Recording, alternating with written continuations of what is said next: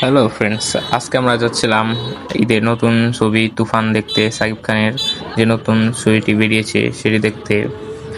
আর আমাদের সাথে হৃদয় ভাইও যাচ্ছিল, আরো ভাইরা যাচ্ছিল। হৃদয় ভাই বারবার বাইরে দেখছিল যে পরিবেশটা কেমন, বৃষ্টি হবে নাকি, এই আর কি দেখছিল হৃদয় ভাই।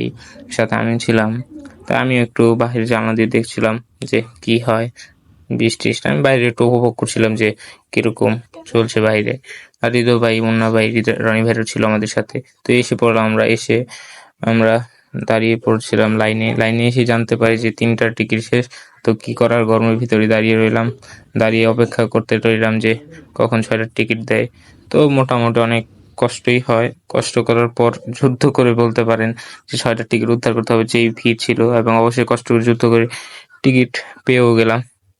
6টার টিকিট পেয়েই খুশি, কারণ ভাই 3টার টিকিট এত পরিমাণে লোকজন ছিল যে হাউস ফুল হয়ে যায়, এবং আমরা 3টার টিকিট পাইনি। তো আমরা খুশি ছিলাম যে 6টার টিকিট তো পেয়েছি, যুদ্ধ করে হলেও প্রায় অনেকটাই যুদ্ধ করতে হয়েছে মানুষের সাথে, পরে টিকিটগুলো পেয়েছি। আমরা টিকিট করে প্রায় 4 জন অনেক খুশি ছিলাম। তো আবার 6টার টিকিট কেটেছি, যাই হোক দেখতে পারবো, সেটা খুশি ছিলাম আমরা। যখন পরে আমরা ভাবতে থাকি যে কি করা যায়। পরে যেহেতু আমরা ভাবলাম যে 6টার টিকিট কেটেছি, তার সাথে স্মৃতিসৌধ আছে, তাই সবাই মিলে ভাবলাম যে স্মৃতিসৌধ দিয়ে ঘুরে আসি। তো সেই যে কথা সেই কাজ, আমরা রওনা দিয়ে দিলাম স্মৃতিসৌধের উদ্দেশ্যে। আমি, হৃদয় ভাই, মুন্না ভাই আর রনি ভাই 4জনই রওনা দিয়ে দিলাম। এই যে আমার সাথে আসার সময় রনি ভাই আমার সাথে আসছিল, এবং দুজন কথা বলতেছিলাম তুফান মুভি কেমন হবে সেই নিয়ে। তো বলতে পারেন যে অনেকটা ভালো সময় কাটছিল।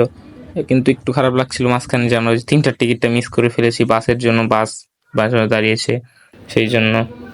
তো স্মৃতিসৌধের দিকে আমরা রওনা দিই, এবং আমাদের পরিকল্পনা ছিল স্মৃতিসৌধের টাইম কাটিয়ে মোটামুটি সময়ের আগে চলে যেতে পারলেই হবে। তো তারপর স্মৃতিসৌধের সময় কাটিয়ে আমরা এসে পড়লাম আবার হলের সামনে। এখন টাইম হয়ে গেছে মোটামুটি অনেক, সে দেখছেন লোকজনের কত ভিড়।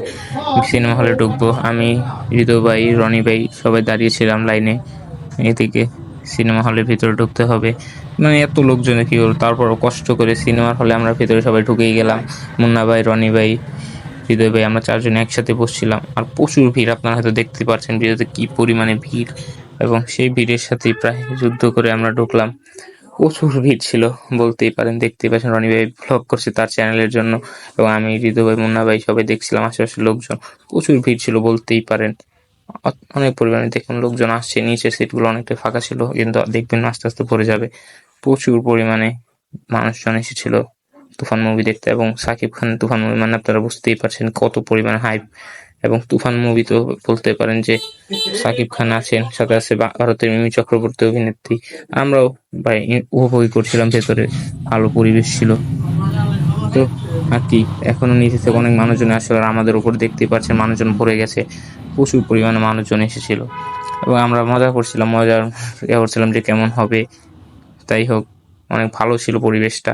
এবং আমরা সিনেমা দেখে, এবং নিচেও মানুষজন ভরে গিয়েছিল, দেখতেই পাচ্ছেন মানুষজন প্রচুর, হাউসফুল হয়ে গেছিল প্রত্যেকটাতেই। এবং আমরাও উপভোগ করছিলাম, কত পরিমাণ মানুষজন দেখতেই পাচ্ছেন। কিন্তু দুর্ভাগ্যবশত আমরা কি বলবো, শেষের টুক আর ভিডিও করতে পারি না, আমার ফোনের চার্জ শেষ হয়ে গিয়েছিল। এবং যাই হোক, আজকের ব্লগটা এই পর্যন্তই ছিল। এবং আমরা সিনেমাটি দেখছি, অনেক ভালোই ছিল সিনেমাটি। আশা করি আপনারাও যে সাকিব খানের নিউ মুভিটা দেখে আসবেন তুফান। এবং তুফান মুভিটা অনেকটাই ভালো ছিল, এবং বলতে পারেন যে বাংলাদেশের ওয়ান অফ দ্য মোস্ট ভালো একটি সিনেমার মতো ছিল।